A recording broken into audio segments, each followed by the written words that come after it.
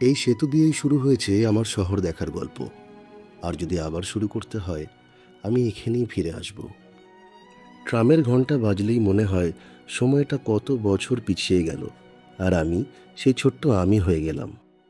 বইয়ের গন্ধ, চায়ের কাপ আর আকাশ ভরি স্বপ্ন, এখানেই আমার প্রথম গল্প জমা হয়েছিল। ময়দানের হাওয়া, ঘোড়ার গাড়ির চাকা আর ছোট্টবেলার হাসি, সব এখানে এখনও অক্ষুণ্ণ। কুমারটুলির মায়ের চোখে যেন আমাদের শহরের সব সুখ দুঃখ ঘোলা হয়ে পড়ছে।